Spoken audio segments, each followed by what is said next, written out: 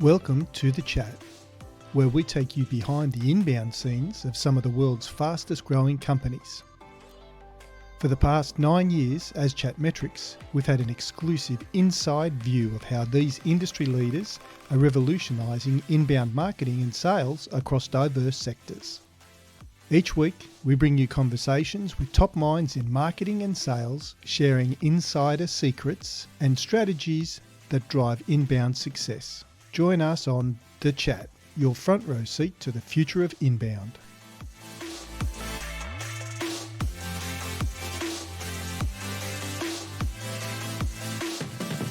Hi, Phillip. Thanks for joining me today on The Chat. Phillip Swan is the Chief Product and Go-to-Market at the AI Solution Group, which the name in itself conjures up all sorts of thoughts and questions. Welcome, Phillip. Thanks a lot, Terry. Pleasure to be here. Look, I thought we'd just jump straight into it today. There's a couple of background questions that I want to ask you, but the AI Solution Group, it conjures so much at the moment with everything that's going on. You and I had a conversation a little while ago, and you gave me a heads up about a potential release. And that release actually happened last week, it looked like, with Strawberry by OpenAI, now O1. The AI Solution Group, what is it? What do you guys do? So what do? We help, so we're both a services and offers company. So we offer both software as a service, well, it's actually AI as a service, as well as offers to help Fortune 500 companies reimagine their business with responsible AI. And what does responsible AI mean? It means it's good, it's ethical, and it's safe. And we talk about AI being good for people and AI being good for the planet. And as you and I have spoken a few times, that it's a mad rush right now. It's tectonic plate shifting type activities that are going on right now. Nothing is the same. And I literally get up in the morning thinking, okay, what do I have to relearn today?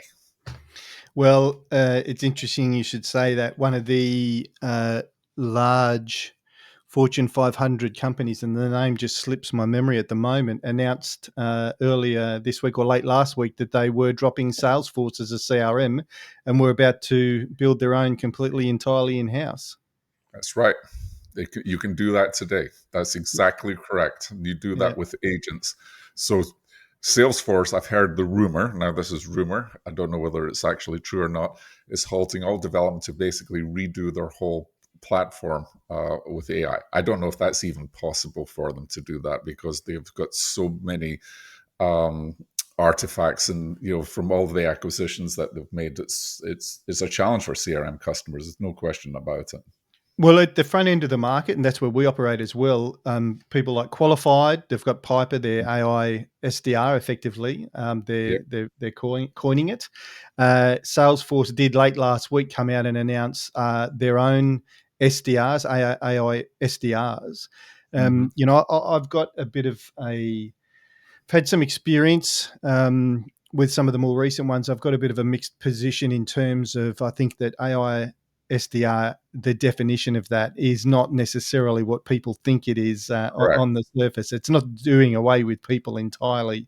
There's got to be a human component in there. But look, we'll come back to that.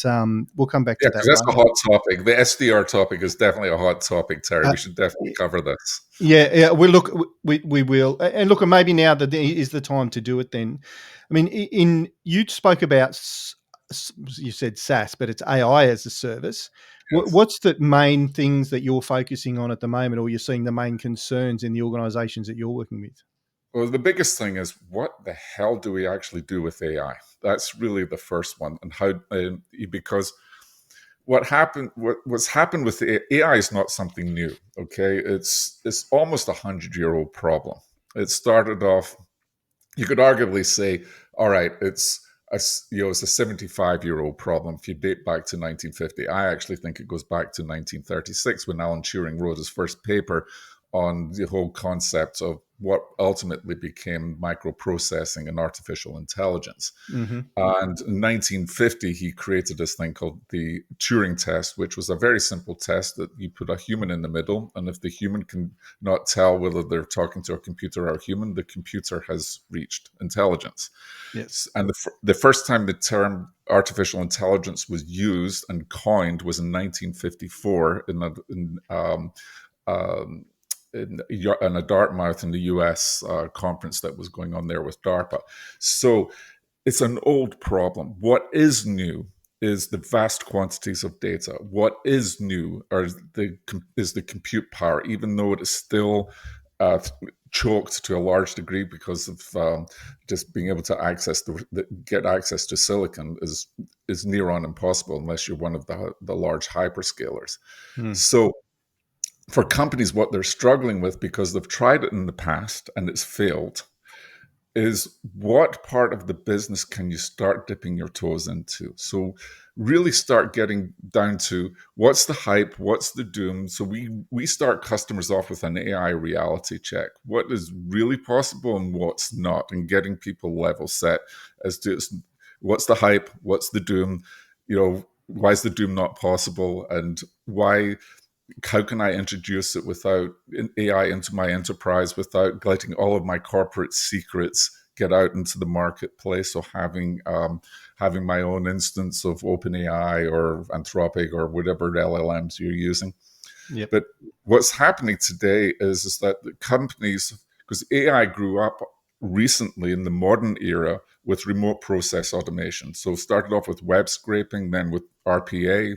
So you had companies like UiPath and others who have done extremely well with that remote process automation. And it's really about focusing in on the use cases, right? What is the use case to do? And what's come through with generative AI is the ability to now really radically reduce your research time. And Mm. what started in 2019 with GPT-2, then GPT-3, and now GPT-4, and you mentioned 4.0 and 4.01, which is the strawberry release that that they were just starting to announce and bring out to limited personnel. That preview, 401 preview, is what is not GPT-5. GPT-5 is being trained by 401 preview, and that will come out sometime in October. And from what I have seen, because we have access to OpenAI insiders that others don't, is it makes 401 preview look stupid. And as you and I both know, is anything but stupid. Mm. Mm. And what GPT-5 is the precursor to is this thing that is out in the wild called Orion. And what Orion effectively is, whether they call it this or not, is AGI, which is artificial general intelligence, which is where it becomes as acts and behaves as intelligent as a human does, if not more so. Which starts getting into the whole Skynet thing and the whole, well, what happens now? And the way the industry is rapidly evolving is everything's going to be an agent.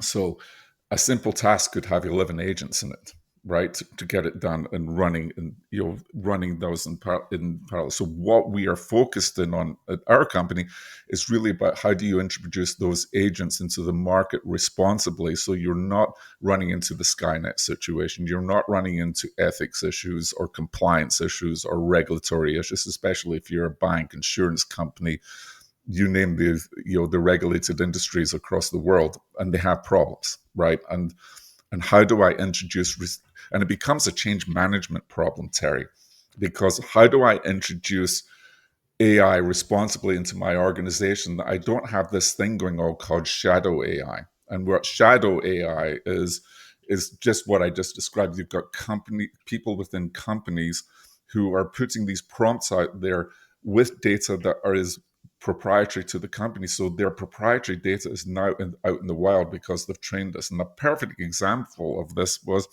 you can go online today and use ChatGPT and show me the source code to Samsung's latest operating system.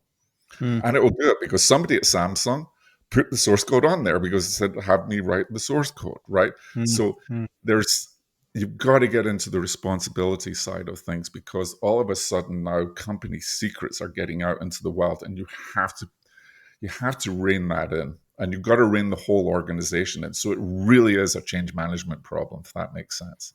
So it absolutely does. And that I would like to talk to a little bit more in detail. But tell me this, are you concerned? You're right in amongst it, probably more than most, and you have I might, certainly visibility and foresight more than most. Are you concerned about what an AGI might bring? yes, in a short word, yes. But do I think that OpenAI and others are working to try and do it responsibly? Darn right they are. Mm. They're taking this extremely seriously. And so there will be issues with it, of that I am certain.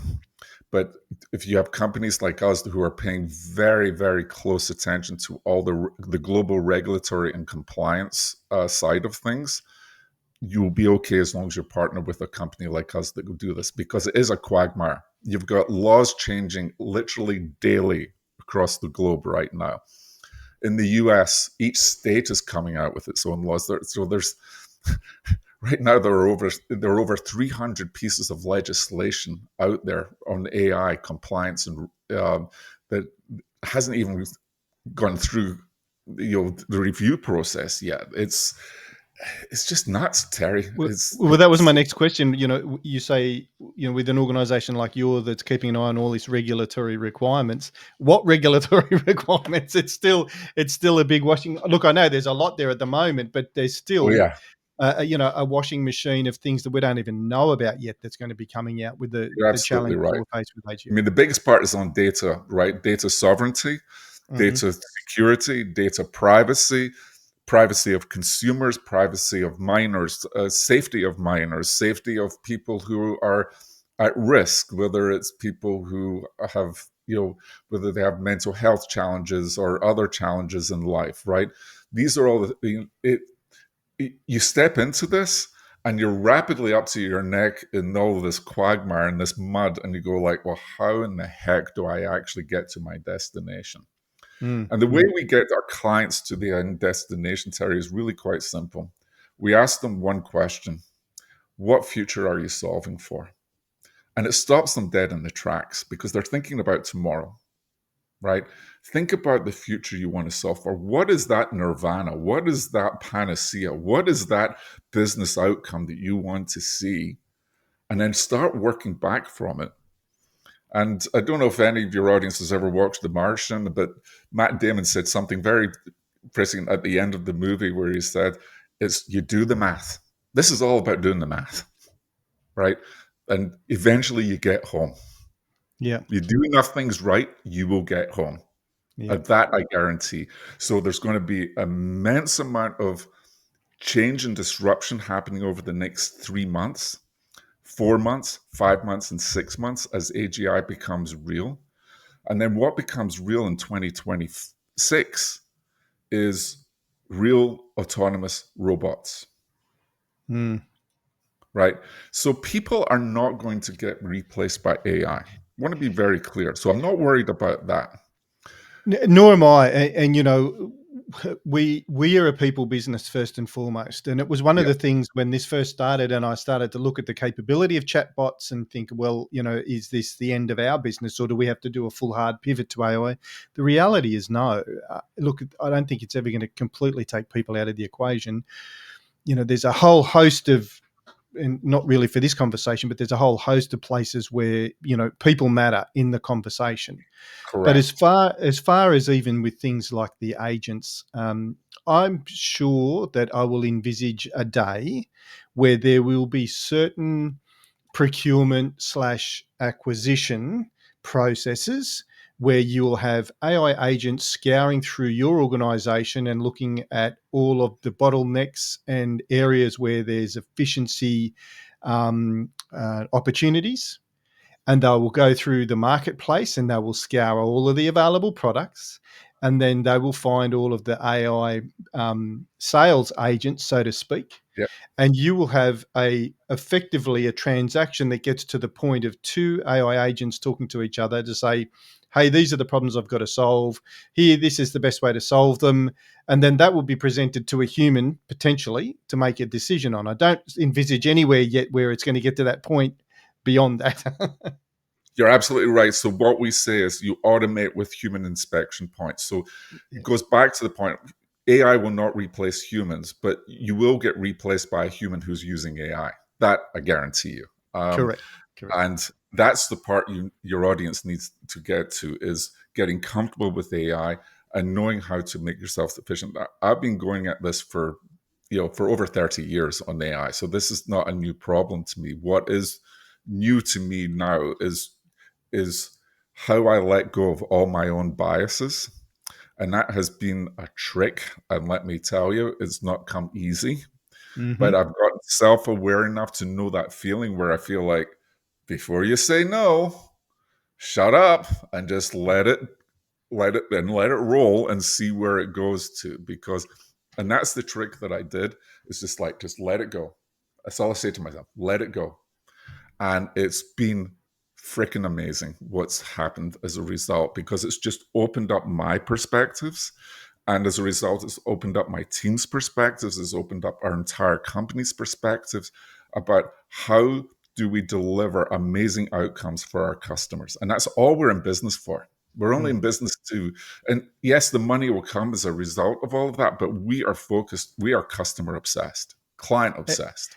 And I remember your and I first conversation several years ago now, and that was one of the things that you and I were so aligned on, was Yep. the value of absolutely making sure that everything we do effectively is for the benefit of the customer. So that was a very joint value.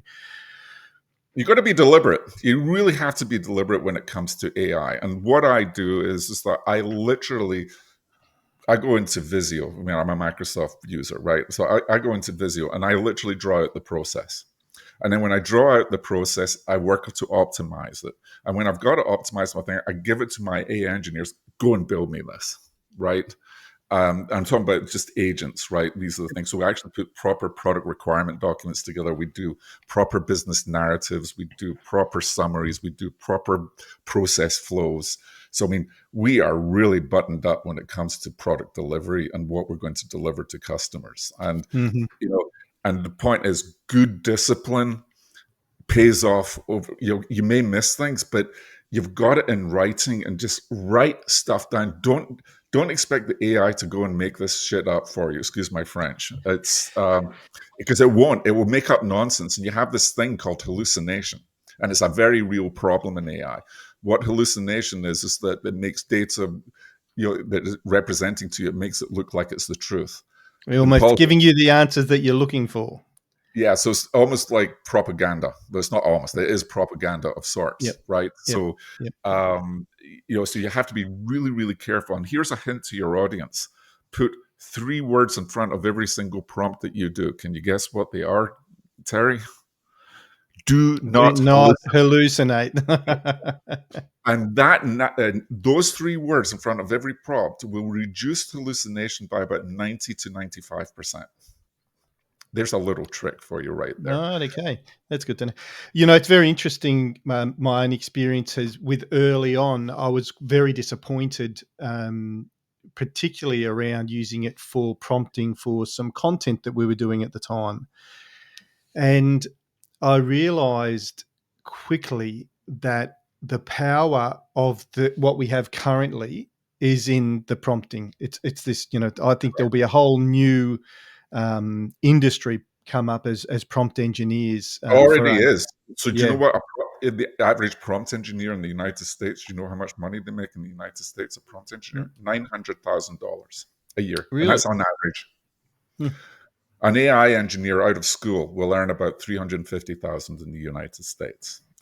And an AI engineer with experience will earn over $1 million a year. It's software engineers within 12 months. If you're not already an AI engineer, you better be thinking about your career real hard, because Yep. we are literally building products in 10 minutes. That's literally, and these are not simple products. Mm. 10 Yep. minutes of expensive compute time to build those products. That's what we're talking about. And Yep. the quality is good. It's not excellent, it's good. It's good enough to get started, and it's good enough to then have an engineer to go in and optimize it. Yeah. But we literally reduced 10 months worth of development into 10 minutes, quite literally. I've played around with that a little myself with a few simple little apps, and I've been shocked, been blown away. It's been an area that I have virtually zero, not virtually, I have zero coding skills. My There you go. business partner is an engineer. He's a developer and quite full stack. He's built everything in our business from the VoIP system through to the software dashboards and websites that we use, etc. So very very capable guy. And so I've never had the need or desire to get involved in coding at all. But I built a small app. Uh, got the code built for a small app out of an AI, sent it over to him, and he asked me who did it. And he was quite shocked. It was quite shocked when he found that I'd done it, because it was good enough to be working. So Yeah. if I can do it, and I'm a Neanderthal when it comes to anything coding, Yep. yeah. But look, one of the things, as I said before, that the prompting side of things, I've become quite skilled at. It's been something that's been a focus, because I can see the benefit of these agents and using more and more. I mean, I've done a lot of play around with the GPTs, the chat GPTs, the personal GPTs to make your own.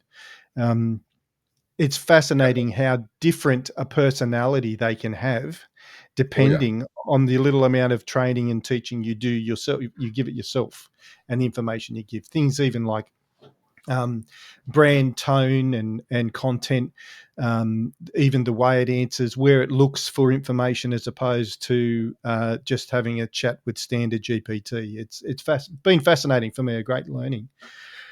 So what future are you solving for? The one that we're solving for, quite honestly, is to change the world. I mean, it's literally that broad. And when we say we're changing the world, it's like, how do you make this a better place, right?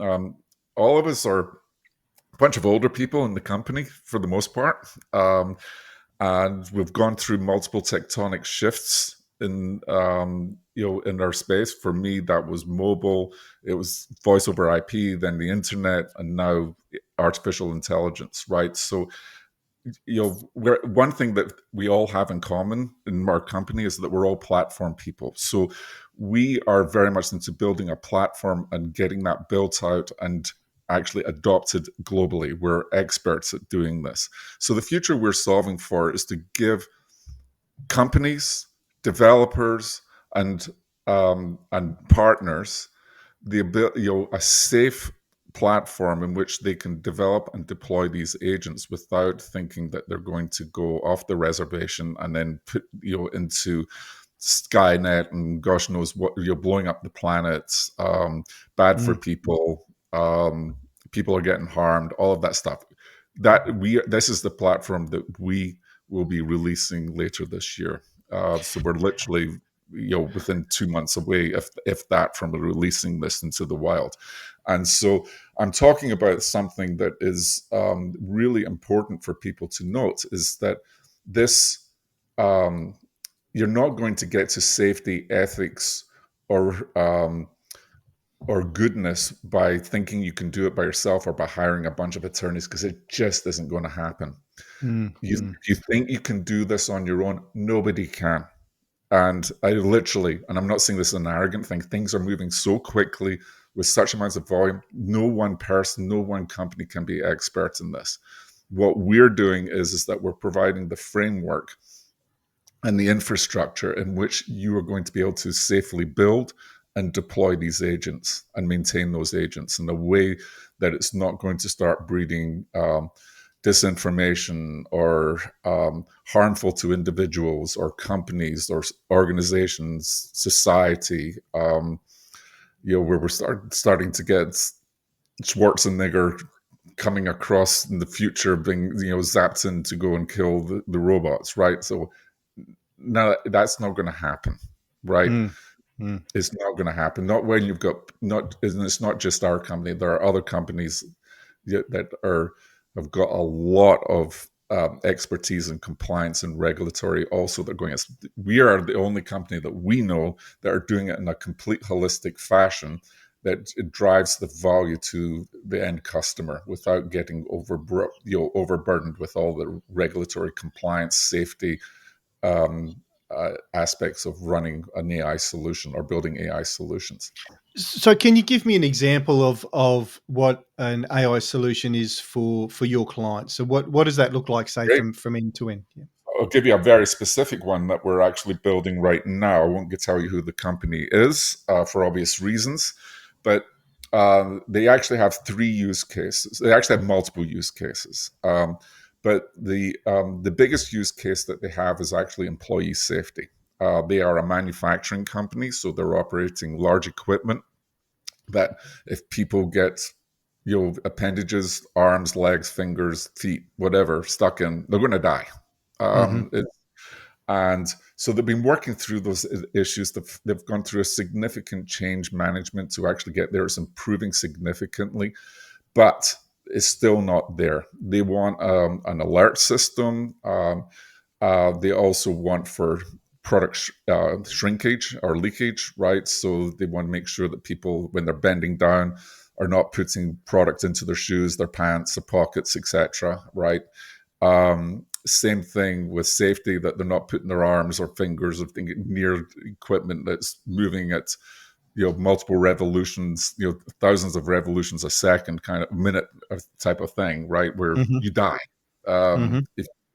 And so this is an example of a good project that's good for people and also good for the planet, right? Because one, it saves them incredible amount of efficiency of raw product that actually goes into these machines to finish out the end product, and gives them more efficiencies in terms of of how they turn around different jobs on the same machinery, right? So and then the other part is it gives them this ability to be more proactive around safety as opposed to reactive when an incident happens.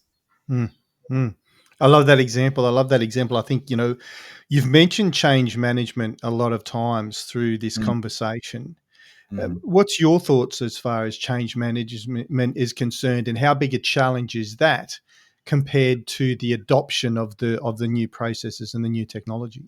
Well, I think they're intertwined, honestly, Terry. Right? So change Hmm. management and new processes, right? I think they're you know for change management, you've got to start at the leadership, right, and really understand what are the business objectives. Again, back to that, what future are you solving for, and then then what do you need to do back, to really focus on what jobs have to be done to actually make this become true, and getting people on board in the simple. So it can be as simple as on the job training. It can be simple as cards that they wear on their security passes to get in the building. It can be any number of activities that will help them and reinforce this.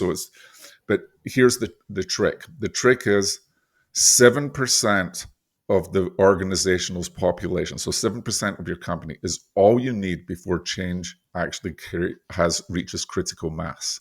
So you want to focus on that 7% of the organization that is going to bring the 93% of the organization along with it, because you will have critical mass by that 7%, and you will see things fly quickly. Does that Mm-hmm. answer kind of what you're looking at? Yeah, it does. It does. Look, change management's something I've been quite involved in. A couple of merger and acquisitions, and then full integrations of those businesses through those acquisition process. So everything from, technology, operations, full sites, business integration. So the human side of it, I think, too often is misunderstood, and it's underestimated, and it's usually, I find, in most change management. Pieces, it's underinvested in, Oh, it and that. totally is underinvested. And if you don't run a change management exercise, your ability to integrate AI into your organization, whether you're a two-person company or a 2,000-person company or a 20,000-person company, will fail, because Absolutely. you've got to get the people understanding what it is and showing them the path to get to this future destination. Because if there's one thing I've learned in my career, you can't just go to the future destination and expect people to understand where you've come to. You've got to show them the path to get there. And there's a huge difference between three terms that I hear thrown around often. There's integration, Mm. implementation, and change management. They're three very, very different things. You Yep. have a new process, a new technology that you want to have implemented into the business. You can have an implementation plan, but that doesn't deal with the people moving them from where they are today, their values, beliefs, fears, and loves, wants, desires, and career ambitions, and all of those things. That all of a sudden they're in a new paradigm and a new world and a new way of doing things. And I think that it was interesting. I haven't heard that mentioned before about the 7%. But that rings true, but it won't get the other 93. There'll be probably it'll get the other 80, 88, and then there'll be 5% that'll drop out of the process on the way through that just don't want to be That's part of the new going to be paradigm. So part of it. That's exactly, you always have that, right? And they'll probably leave the company at that point, right? Because they're not part of the program, right? exactly, But exactly. 7% does get you to critical mass. You can look that up. Excellent. Tell me, as far as the responsible development of AI and integration into Mhm. businesses, you talked about the way that you're doing it. Do you see an environment where there's organisations feigning to do what you do, but not necessarily taking the same precautions that you're taking? There's a lot that goes through my mind in terms of, we operate a lot with the smaller, medium business areas where there's a lot of fast moving, move to the next bright, shiny thing. There's a couple of organizations that I've seen do things with AI, selling a product. But once you dig in, because I'm obviously concerned about security for our organization, Oh you yeah. dig in a little bit deeper and you think, well, I'm not going to put any of our data anywhere near this thing. What does that future look like? I think there's So the future looks like you're going to have effectively bespoke if you're a company, you're going to have bespoke instances of whatever AGI looks like in 6 months.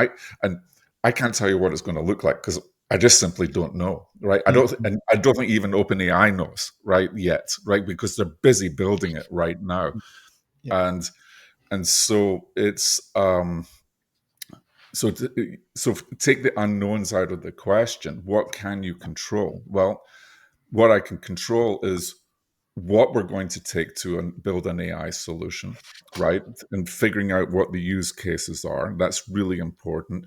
And then is it important enough to actually drive back? Now, Microsoft, for as large of a company that they are, for Azure AI, there are 8 use cases that drive 80% of their revenue. It's not that many. And the reason Mm, why it's only 8 is because all the rest are just nonsense right now. yeah. And what's going to drive the outcome for the business? And one of the first big ones is it's like getting your company data in a secure instance. You bring up security. Well, the hyperscalers like Microsoft, they have security pretty well in hand, right? Is it perfect? No. Are they continually getting beat up? Yes. But do they have highly competent people solving the problem? Heck yes, right? Mm-hmm. So Mm-hmm. they're putting big brains on this problem continually, day after day. And this is the key thing: you never let your guard down. And the key thing with AI is that you've got to put the guardrails up. So it's like going to 10-pin bowling, like we do in the States with your kids. You put the guardrails up so that when you roll the ball, they roll the ball, it doesn't go down, down the trash lane, right? Yep. So it's by putting those guardrails up that are hard enough, but are wide enough that will give them room to flex, but also generate the end result that you're looking for, which is truth, right? Safety, right? It's been tested, right? So you've gone through testing, and and that you actually have this traceability or transparency about how it's made decisions, and that is harder than you think, right? And so it's the level of transparency, the level of observability, the level of control that you have, because you're going to have not bots, you're going to have agents creating agents. That's a given, right? It's So the question now is, how do you architect when the agents are creating those agents that the same genetics flow down into these other agents around safety, goodness, ethics, compliance, privacy, security? And it's not just about security and privacy of your data at rest or data in motion. It's actually, and this is what companies miss all the time, and we see this regularly, more times than I care to mention, that they're not dealing with around security and privacy of the data when it's in compute. They claim they are, but they're not. So, which means that bad actors can find your data if they break it, right? So which just makes the overall security maturity model and footprint that your company operates by, you got to get your game up there big time, because if you're not careful, things will run amok, and your brand value will be decimated as a result. And we're very, very careful with what we do and how we do it. I'm not going to disclose how we do it, but we have some pretty significant tricks up our sleeves, because there are three of us, including myself, who have lived most of their careers in security and privacy. So we've architected it in a way that it gives confidence in security, privacy, and if data does leak, they can't figure out what it is, right? So we just assume data is leaking. So we've done other things to protect that data, Sure, if that sure, makes sure. sense. Yeah, it does. It does. It does. Look, you mentioned manufacturing. Do you think that there's particular industries that are most ripe for an AI-driven transformation? I think they all are, honestly, from insurance to banking to manufacturing to telecommunications. I don't think there's going to be a vertical that or a business that cannot take advantage of this. And I'm going to lay this one down. I believe what Sam Altman said a couple of weeks ago, that the first billion-dollar company with one person in it will exist within 5 years. I actually think it will happen way sooner than 5 years. Mm, mm.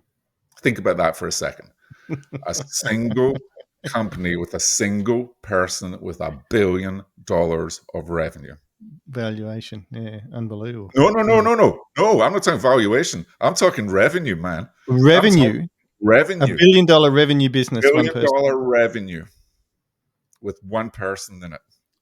That I is firmly, mind-blowing. it It is is mind blowing. mind-blowing. That is And mind. I know how it's going to happen. Having built $5 billion businesses, multi-billion dollar businesses in my career, I know how it's done. Right? It's actually not that hard. Mm. Once you know how to do it, it's really not that hard. You and I should have a chat after this. Maybe it'd be a two-person billion-dollar revenue business. Philip, one of the things that you're known for beyond your expertise with security and product development or product ownership is you're known as the go-to-market unleashed guy. Yeah. Tell me, go-to-market is such a hot topic at the moment. It's almost like there's been this new, and when I say new, I'm probably talking over the last 2 years. I've noticed it more than before. Yeah. This phrase about go to market, it's a movement. There's go to market teams now. I mean, to me, go to market has existed from the beginning of time when the first Exactly. wheel Thank was you. sold. So, Thank to, you. when you've got a bit of grey in your beard, you start to be able to reflect on things and think, well, there's not too much that's actually new here. I mean, AI is obviously very new, and it's like you mentioned a few other technology changes that we've been through, like mobile phones and so forth.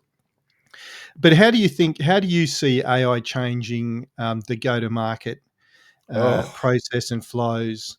I mean, I've got ideas on that. Obviously, we're sitting very much in that space as well. But for you in particular, I'm very interested to hear what your thoughts personally, and you hit on it earlier, personally, I think CRM is going to be completely and utterly turned upside down on its head, are. Mm, right? mm, I think if you're a Salesforce, a HubSpot, a Copper, or any of those guys, if you don't have your AI strategy in play now, you're going to be relegated by a competitor in 4 months who is, and you will literally be relegated. I'm actually worried for Microsoft mm, in some of the stuff that's coming out.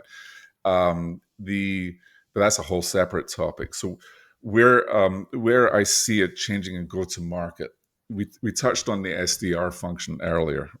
So go to market to me is a whole process, and like you said, it's existed since the age of time. From initial marketing of your product, and I don't care if you're selling an abacus back several hundred years ago, to selling this the best ERP solution out there in the market that configures in 30 seconds and is the best thing since sliced bread and solves your problem and makes you money. If you can find that tool, let me know, because I've been searching my whole life for that tool.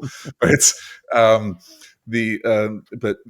the point is that the go to market from pre-awareness. Now, this is another mistake that companies make. They talk about go-to-market being like from awareness all the way through to purchase and maybe even activation.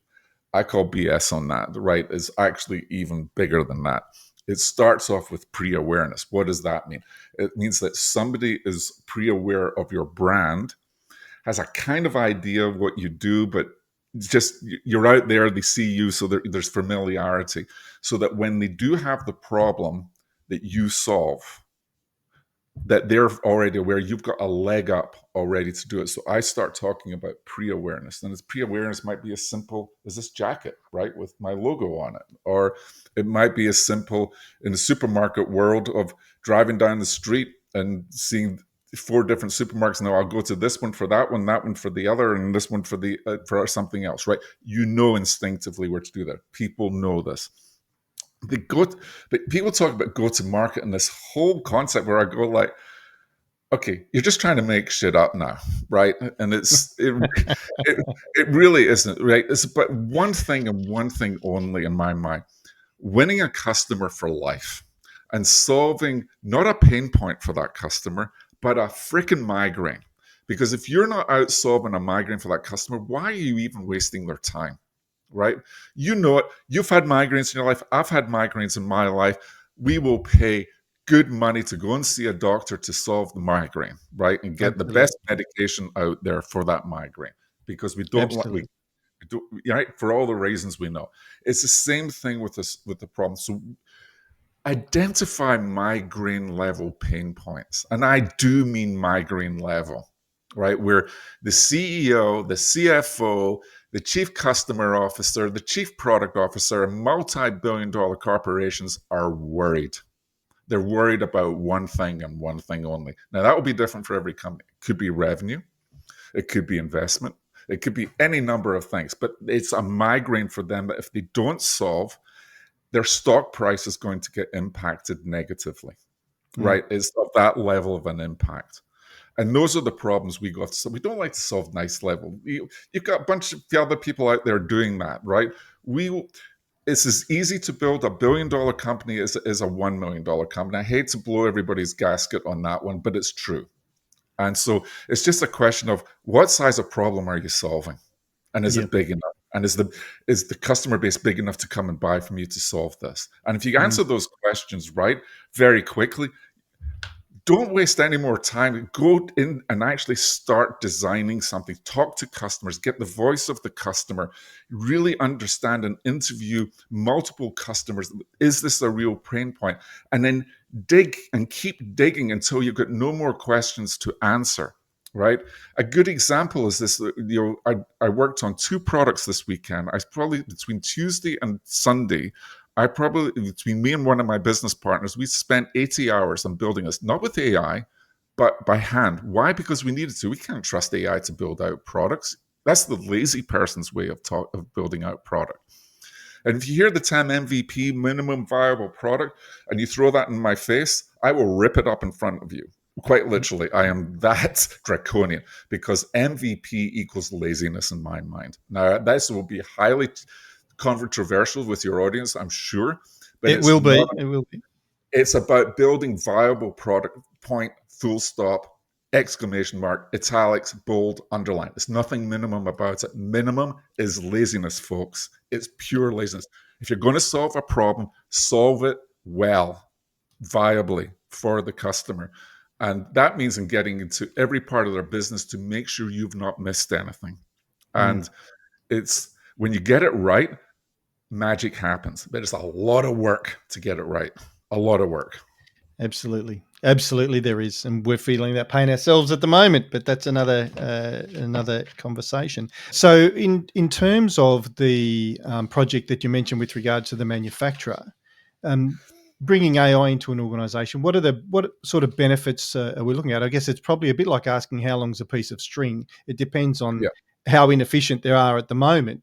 But in most places, I'd imagine there's opportunities for improvement everywhere when you get to the stage of being able to have such a minute attention to detail on it. But so we see cost benefits. So first of all, they've got to get around the number one fear, which is privacy and security, right? If I use AI, is my company information going to be sitting out there for others to use? We've got to address that elephant in the room up front. If you don't, it's going to be a nagging doubt for everybody, and your conversations won't go far. So you have to, first of all, have a good answer how their information is going to be private, and that is as simple as creating your own private instance of an open of you know, like Microsoft and OpenAI Mm-hmm. have a working solution together, right? And using that, it could be as simple as that. Then for the manufacturing company, for them, the first efficiency, is about operational and cost efficiencies as well as safety. Safety is actually the real problem that they want to solve. Mm. Um, but they're getting comfortable with AI with the first two because they won't disrupt safety, right? So if they get comfortable with their first two use cases, which they are, leading into the safety problem, right? Which is the bigger problem for them. Right? It's all about brand value, it's all about brand reputation and people and being good for their employees and getting their employees safe and having a culture of safety at their manufacturing facility, the production facilities, because Yeah, there are multiple. and safety. I know even if it's spoken in isolation, generally the processes and controls you put in place to keep people safe will generally improve the overall efficiencies of the business to a large extent and bring other benefits that they may not necessarily see to start with. Correct. The other benefit that they do see, and they have seen from the beginning, is avoiding because they have significant product shrinkage or leakage, right? So that's people on the manufacturing floor stealing product, right? It Mm-hmm. happens in every manufacturing facility. So the question is, how bad of it? It's a pretty bad problem for them, Mm-hmm. and so this will also hopefully solve for that problem as well. Okay. Okay. Is do you see are you working on any projects at the moment that are broader than that across an organisation? Are they predominantly looking at focusing on one particular migraine to solve at the moment, and then looking to expand beyond that? Is there any organisations that's gone, you know what, we just need this everywhere. We need it in our marketing. We need it in our sales. We need it in our production or product. I don't think there's an organization out there that's not asking that question, right? Mm, mm, How, I, how many organizations? It's just like you and I have had this conversation as well in the past about customer centricity, right? Everybody claims to be customer centric. Well, you and I call BS on that too, because if your whole organization isn't customer centric, then you're not customer centric. And when I say the whole organization, it's not just having sales and marketing aligned, right? correct. Yep. Finance, product, engineering, every person in the company is a VP of first customer impressions, right? Everybody from the person at the front desk to the CEO, everybody, 100%. 100%. right? And companies forget this, right? And so you've got to have your whole company bought into integrating AI into their workflows, right, in a responsible manner. That without releasing proprietary information, the shadow AI problem that we talked about. Yep. And so it starts with the C-suite. It starts with the CEO. It actually starts with the board, right? And having the board aware, first and foremost, what it is, what does AI actually mean for their business, and how can it actually turn the business around so that it's actually integrated in versus a bolt on. Because right now, AI is being bolted on with ChatGPT, Anthropic, with Pi, with Perplexity, you name the LLMs out there as well. They're just bolt ons right now. And it was like in the old days of cloud, right, where people were saying, okay, we're just going to move from on-prem into the cloud, right? It was a lift and shift, right? And that never worked, right? And then you started to hear about companies that are born in the cloud, right? So they've Mm. never been, right? And so we are born in responsible AI, our company, right? There's no artifacts, right? We are all enterprise solution people, right? But this is what we do, right? We understand how to architect, right? I love a whiteboard, right? It's just like whiteboards are my friend, right? It's literally, I have so much great content that gets put up onto whiteboards. You have no idea, because I just love drawing that stuff up, because when you can visualize it, you can now create it. Yeah. And and don't get shy about writing documents as well, right? To define things, because we're losing the art of writing. Don't lose it, because if you lose it, how do you know what to build? As a product guy, if I can't write it down, I can't hand this to engineers and say, go and build this, right? So where did I see, now that you mentioned that about writing, I think it was in the Strawberry release that Strawberry has been trained, or the owners of these LLMs will only train on information available on the internet before 2023, because that's when AI was introduced. And then now you've got this copious quantity of AI generated content on the internet. So it's not necessarily learning. It's learning more of a beige and mixed content of AI and human, versus before 23, where it was all human based, supposedly. So that to me, I think, is pretty interesting. Does that mean then in 20 years time from now, they're still using pre-2023, the old human No, Bible? so here's why I honestly think I think after the end of December, LLMs are dead, Mm, mm, because AGI will replace LLMs. okay. Well, that's a big call. I'm going to write that one down. End of December. I think the big LLMs are. I mean, they won't be dead for a while, but they're what will come out will effectively transform what Supersede. LLM. Supersede. Yeah, yeah, absolutely. Yeah, supersede them. Exactly. Yeah, Perfect word. yeah. You're at the start of your day. I'm at the end of my day, so I'm starting to struggle for words. That- That's all right. Look, I won't keep you too much longer. There is No, one question that I would like to ask you, and I'm expecting to be surprised by the answer. You've had a background. You've got a background with some pretty considerable accomplishments in it across a range of industries and businesses, very very large organisations. yeah. What's been the most challenging project that you've worked on? And, and Oh and what was wow, the biggest learning that you got from that on your way through? wow. That is a really great question. I think the first. That is a really great question. Um, Well, while you're thinking about that, look, I would no, I've got uh, an answer for. I've no, got an answer for. I want to Okay. mention though for the listeners that you've worked in companies like Microsoft, T-Mobile, Texas Instruments. I mean, Yeah. they've been on the cutting edge of Yeah. of technology over the years, and that's the playground that you've operated in. I was super So interested to get your I answer on think that. the most challenging project I ever worked on was as introducing voice over IP into the market. That was back in the late 90s. Mm, And at the time, it wasn't a technology. There was a technological challenge that we had solved because we had brilliant engineers, which is actually how my company ended up getting acquired by TI. We deliberately engineered it to be acquired by TI, and it was. We built a multi-billion-dollar business out of nothing for TI.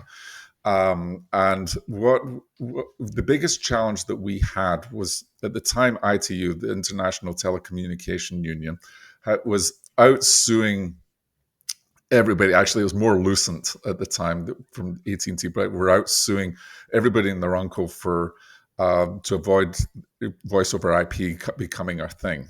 And we the most interesting problem there was is that we solved that indemnification problem in one fell swoop. And here's the thing: simplicity always sells. And this is what I'm a big believer in, right? Which is why I'm a radical simplification guy. This is how you build you build. This is how I unleash go to market, and so the simplification was we went out and acquired a company that was going bankrupt.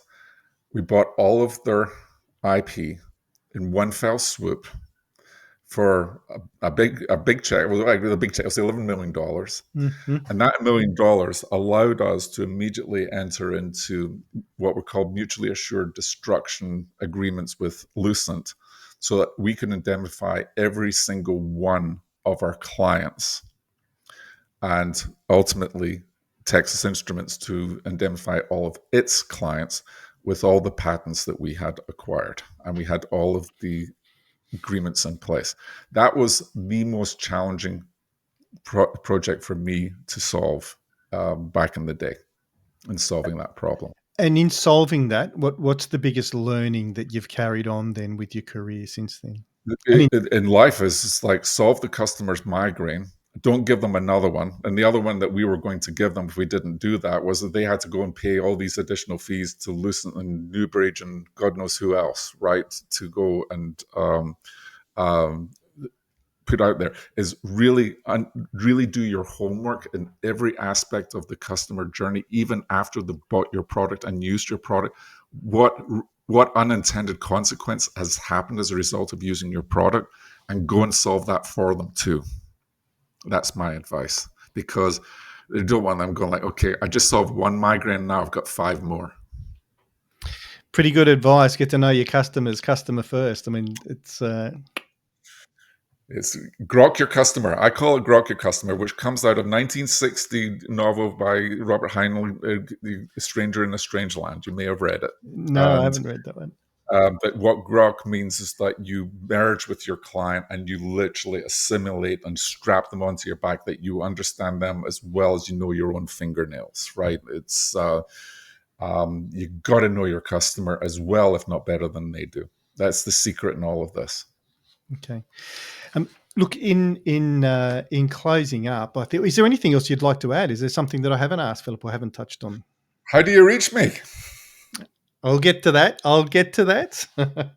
The last question I had for you really was that what piece, if there was somebody now that was just starting out in their AI journey, a junior coming through in sitting in an organization, a junior leader potentially, sitting in an organization, starting their AI journey, what piece of advice would you give them? Ask yourself the same question as we ask our customers. What future am I wanting to solve for myself, right? Mm-hmm. And be for myself.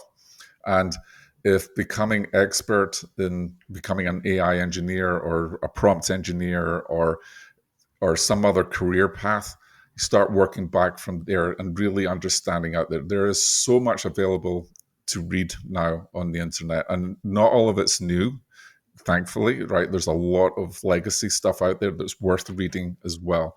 Mm. The one thing I would just note to everybody: humans still like to buy from humans. They may not like to talk to humans in the sales process, but at some point they do need to talk to a human, and they know they do. Their decisions typically have already been made. They can be swayed, but really, like, you don't force a relationship with the customer. People buy from people they like, right? People, it's all about the emotion, right? So people buy with the heart and think with their head, right? So it's after we buy something, our brain suddenly kicks in. Oh God, I shouldn't have done that, right? They buy an emotion and justify with logic. That's how it works, isn't That's it? it. Yeah, That's yeah, exactly it. But that's how it works. appeal to the heart. Always appeal to the heart. Always. And what do you do in your downtime? What do you like to do on weekends? Well, aside from right now, which is working 7 days a week, It's which is how zero crazy. downtime. Well, but my downtime is I go on a hike every single day. I live in the mountains and I hike every single day. It's where I get my clarity of thought. It's where I get my exercise. It's where I get. So you've got to get your own space. Some people do reading. For me, it's hiking. I've got 4 things that are important in my life. It's my family, my friends, my hiking, and solving complex business problems. And when when I can take the complexity and turn it into something that's simple, I know that I've done it. And that's not easy, folks. It's not. it's not easy, right? Even for somebody like me who's got decades worth of experience on this, it's like it, when the answer hits you, you go like, "Oh my god, it's easy," right? But until you get there, it's hard, and you've just got to keep working it and working it and working it until you know it's easy. And when When you do you know know it's it's easy, easy? When do you know it's easy? How do you know? your When do you gut know will that? tell you. Your gut will tell you. Yeah, Your yeah, gut will tell you. It's like you'll have your eureka moment, right? Where you'll be sitting in the bathtub and going, "Eureka! I found it!" Right? absolutely, And absolutely. that's it. You just know it. Have there been any books that have had a huge impact on your career over the years? Anything you'd like to recommend for the viewers? Yes, so there are several, but I think the two that I want to think about. One is an older book by a guy by the name of Jim Collins. That was called Good to Great. Good, It's great. a classic of an oldie. I actually had him train my sales team at Microsoft. It was a brilliant sessions that we had, where he talks about getting the right people on the bus and really about um, understanding and solving the customer problem. Mm, Um, Critical Conversations is another one, and Extreme Ownerships. Those are the three books that that are kind of bibles to me. mhm. Crucial conversations? Crucial Conversations. I'm Crucial. sorry, Yeah. Crucial Conversations, not critical. You're right. I just Sorry, want to get it crucial. right so I can pass it on as well. Yeah, Excellent. I really enjoyed Good to Great. You know, get everybody, the right people on the bus, the wrong people off the bus, and everybody swimming in the right direction up the river. So they talk about it, but it really works. It really works. it does work. I mean, I went through a period in my career where after my qualifications I started to move into management roles without necessarily getting any from a very young age I'd moved into management roles without really getting any specific management training or qualifications as such. And when I started to get some qualifications, some training, and then you start to read some of these books, my philosophy of keeping it simple, um, the Good to Great book in a nutshell is right people on, run people off, and then everybody swimming in the right direction. Yeah. There's other simple little books that when you can distill the whole message of the book down into a framework and go, okay, that's what this is about, then everything just starts to chunk together, and you realize that what you're doing and how you're doing it does actually make a difference, and it does work. And you're right, this stuff does work. Whether you like it or not, and there's a million different ways to say it and learn about it, and everybody learns differently. But if you do what you learn in these books, and in obviously from the great leaders and trainers of the world, if you do it, then it makes a huge difference. The Philip. last thing I would just like to add, just Mm, one more thing. mm, If you have an idea and you think it will work, test it, test it. You've got to pressure test your ideas before you take it to market. This is another key thing. If you don't pressure test it, the market will pressure test it for you, and the chances are it will blow up. So yeah. you really want to pressure test every aspect of your business process and the application before you actually take it out, because you'll save yourselves incredible angst and hurt during that process. And again, that comes down to talking to customers or potential customers, doesn't it? Really Correct. understanding whether what the idea that you've got is solving a migraine or not. Yeah, with their migraine, and are you solving it in a way that's compelling to them, right? Because there's one thing, Correct. okay, I've identified the migraine, but as we know, which is why the two products have taken so much work over this week, is I had to drill into every single aspect of the customer journey to make sure we weren't creating more migraines. Absolutely, absolutely. Philip, how can people get in touch with you? What's the best way? Best way is on LinkedIn, funnily enough. And my profile is Philip with two L's, Phillip dash SWAM, like the bird. And I'll have all the And links DM in me. the podcast as well. So, Perfect. And yep. DM me. The first thing you'll see is my weekly newsletter. Sign up for that. It's free. You'll get. It's just content I handwrite and curate, and so people are finding it useful. I've built up quite a nice audience for it, I'm a and subscriber and can highly recommend it. I enjoy reading it every week. Yeah. then DM me if you've got questions, and we'll take the conversations there. And Yeah. that's it. I'm pretty easy to get a hold of. Excellent. Well, Philip, thank you. It's been an absolute pleasure and a very interesting educational experience for me, this conversation today. I appreciate your time. Likewise, Terry. Always a pleasure to talk to you. Talk again soon. Bye for now.